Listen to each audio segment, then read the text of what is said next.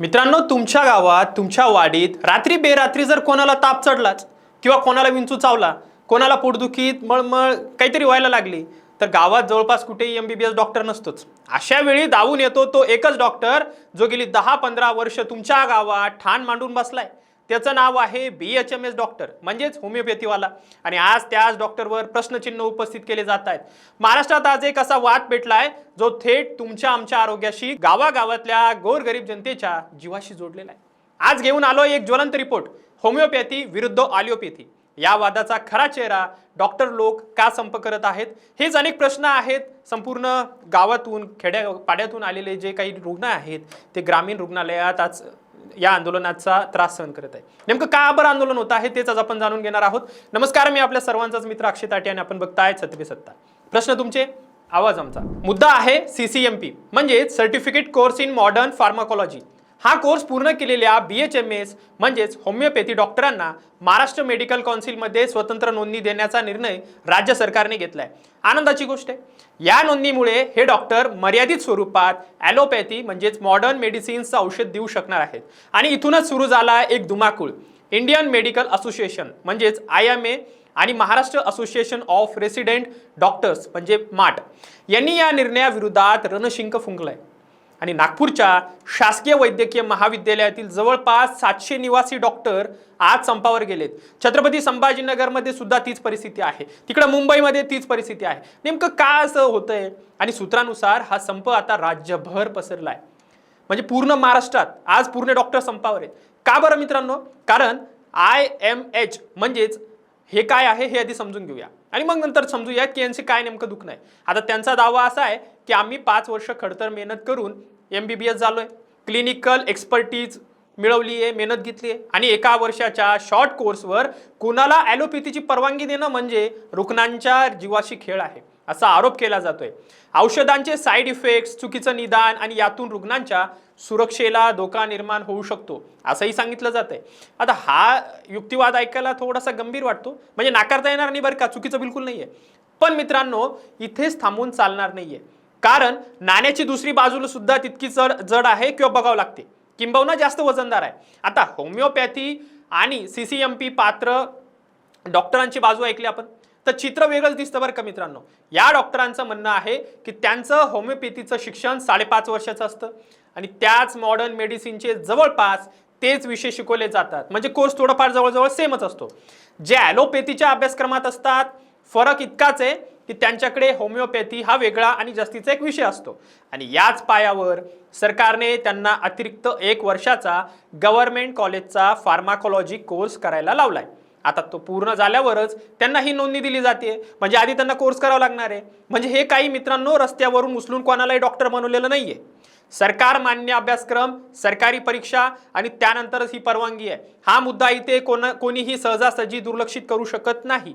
आणि सगळ्यात कळीचा मुद्दा मित्रांनो तो म्हणजे ग्रामीण आणि आदिवासी भागातली वास्तविकता, तिथली परिस्थिती। महाराष्ट्रातल्या असंख्य दुर्गम पाड्यांवर, वाड्या वस्त्यांवर आजही एकही MBBS डॉक्टर फिरकत नाही। त्यांना फक्त 5 स्टार मोठे मोठे पेशंट्स लागतात। ही वस्तुस्थिती नाकारता येत नाहीये आणि ही सत्य परिस्थिती आहे।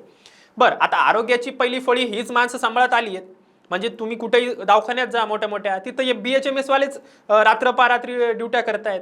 म्हणजे आज डॉक्टरांच्या ज्या हॉस्पिटल आहेत त्यांची सर्व जबाबदारी BHMS डॉक्टरवरच बघायला मिळते, हे नाकारता येत नाही। आता हे कोणी नाकारू शकत नाही। आता सूत्रानुसार यातल्या अनेक डॉक्टरांनी शेकडो गावांमध्ये वर्षानुवर्ष प्रामाणिकपणे सेवा दिली आहे, कोणत्याही मोठ्या पगाराची अपेक्षा न ठेवता समाजसेवा केली। आणि आज जेव्हा हेच डॉक्टर म्हणतायत की आम्हाला कायदेशीर सुरक्षा हवी आहे, आम्ही जे काम आधीपासून करतोय त्याला कायद्याचं कवच हवंय, मग तेव्हा त्यांची मागणी अन्यायकारक कशी वाटते? आणि त्यांच्या विरोधात त्यांचेच डॉक्टर का उभे राहत आहेत? ते स्वतः स्पष्ट सांगतायत, आम्हाला कोणाच्याही अधिकारावर अतिक्रमण करायचं नाहीये, फक्त आमच्या पात्रतेनुसार, आमच्या शिक्षणानुसार, आमच्या सेवेनुसार जी आम्हाला द्यायची आहे, कायद्यानुसार परवानगी दिली आहे, कायदेशीर सुद्धा दिली आहे। हा मुद्दा अत्यंत रास्त वाटतोय, त्याबद्दल शंकाच नाही। आता मित्रांनो, वाद इथेच थांबलेला नाहीये, या संपूर्ण संघर्षाला आता आणखीन एक धार आली आहे। CCMP पात्र डॉक्टरांच्या संघटनेने थेट मागणी केली आहे की जर शासकीय रुग्णालयातील MBBS डॉक्टरांनी संप करून सेवा बंद केली आणि त्यामुळे कुणा गोरगरीब रुग्णाच्या जीवाला धोका निर्माण जर झाला इमर्जन्सीमध्ये, तर अशा डॉक्टरांवर मेस्मा म्हणजेच महाराष्ट्र अत्यावश्यक सेवा देखभाल कायद्याअंतर्गत कारवाई व्हावी. हा गंभीर आणि आरोप गंभीर आहे मित्रांनो, कारण की तितकाच विचार करायला लावणार आहे. कारण शेवटी संपाचा फटका कोणाला बसतो, तर तो बसतो त्या गोरगरीब सामान्य माणसाला जो रुग्णालयात आलाय, ज्याच्याकडे खासगी हॉस्पिटलमध्ये जायला पैसे नाही आहेत म्हणून तो सरकारी दवाखान्यात आलाय आणि सरकारी दवाखान्याच्या दारात तासन तास ताटकळत उभा राहणारा तोच सामान्य माणूस या संपूर्ण संघर्षात नेहमीप्रमाणे भरडला जातोय आणि याला जबाबदार तुमच्यासारखे डॉक्टरच आहे. आता MBBS डॉक्टरांची भीती अनाठायी आहे का? म्हणजे त्यांची जी भीती आहे ती खरंच आहे का? तर तसं म्हणणं योग्य ठरणार नाही मित्रांनो, कारण गंभीर आजार, सर्जरी, क्रिटिकल केसेस यात अनुभव आणि सखोल प्रशिक्षण याला पर्याय नाहीये. ठीक आहे, तुम्ही खरंच ते केलंय कोर्स, त्याबद्दल तुमचं कौतुक आहे, हे वास्तव आहे. पण इथे मुद्दा हा आहे तो मर्यादित आणि प्राथमिक उपचारांचा, इमर्जन्सी केअरचा, जिथे एक प्रशिक्षित CCMP डॉक्टर पहिली मदत देऊ शकतो आणि हीच मर्यादित परवानगी सरकारने दिलेली आहे. तुम्हाला त्यांना काही ऑपरेशन करायला नाही लावलंय, संपूर्ण ॲलोपॅथीची प्रॅक्टिस नाहीये. हा फरक अनेकदा वादाच्या गदारोळात हरवून जातोय मित्रांनो. तर एकंदरीत चित्र काय दिसतंय? IIMचा युक्तिवाद, अनुभव आणि खोल शिक्षणावर आधारित आहे, ते नाकारता येत नाही. पण दुसरीकडे सरकार मान्य अतिरिक्त प्रशिक्षण घेतलेल्या वर्षानुवर्ष ग्रामीण भागात झिजणाऱ्या होमिओपॅथी डॉक्टरांची बाजू तितकीच किंबहुना काकणभर जास्तच आहे. मग ते तुम्ही बघणार की नाही? कारण शेवटी प्रश्न आहे तो त्या गोरगरीब रुग्णांचा, ज्याला डॉक्टर हवाय, ज्याला त्याच्या घराजवळ त्याच्या खेड्यापाड्यात डॉक्टर हवाय. मग तुम्ही MBBS वाले जाणार का? मग नाही.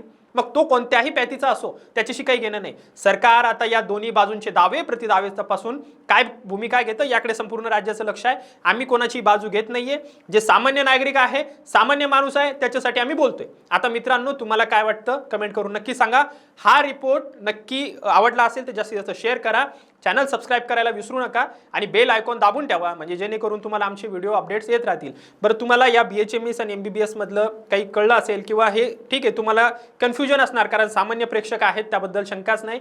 पण याबद्दल जर तुम्हाला माहिती होती का, नसेल तर कशी वाटली नक्की कळवा आणि कमेंट करायला विसरू नका. धन्यवाद.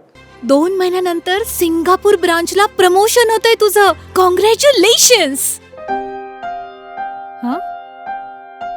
काय ग, तुला आनंद नाही झाला? मॅडम, तुम्हाला माहितीच आहे की मला PCODचा त्रास आहे. दिवसभर फटीग असतो, सारखा मूड स्विंग होतो. उगाच एवढी जबाबदारी कशाला घ्यायची? अगं, एवढं सिरियस नाहीये ते. त्यावर सोपा उपाय आहे, डॉक्टर चाटेज होमिओपॅथी क्लिनिक. अगं, किती जणींनी तिथे उपचार घेतलेत. महाराष्ट्रात अनेक ठिकाणी त्यांच्या शाखा आहेत.